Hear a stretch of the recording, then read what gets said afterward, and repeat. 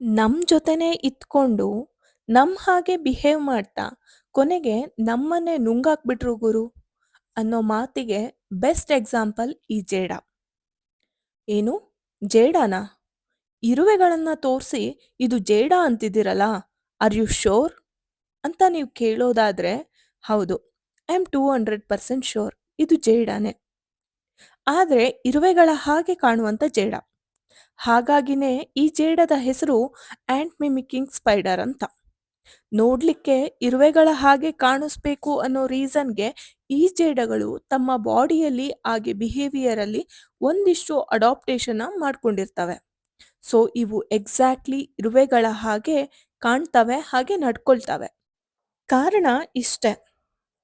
ತಾನು ಬೇಟೆಯಾಡೋ ಬೇಕಿದ್ರೆ ತನ್ನ ಎದುರುಗಡೆ ಇರುವಂತ ತನ್ನ ಬೇಟೆಗೆ ಕನ್ಫ್ಯೂಸ್ ಆಗಬೇಕು, ಜೊತೆಗೆ ಅದು ತಪ್ಪಿಸ್ಕೊಂಡು ಹೋಗೋ ಅವಕಾಶ ಹೆಚ್ಚಾಗಿ ಸಿಗಬಾರ್ದು ಅನ್ನೋದಷ್ಟೇ.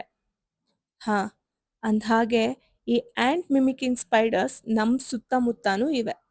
ಒಮ್ಮೆ ಸೂಕ್ಷ್ಮವಾಗಿ ಗಮನಿಸಿ ನೋಡಿ, ಬಹುಶಃ ನಿಮ್ಮ ಕಣ್ಣಿಗೂ ಕಾಣಿಸಬಹುದು.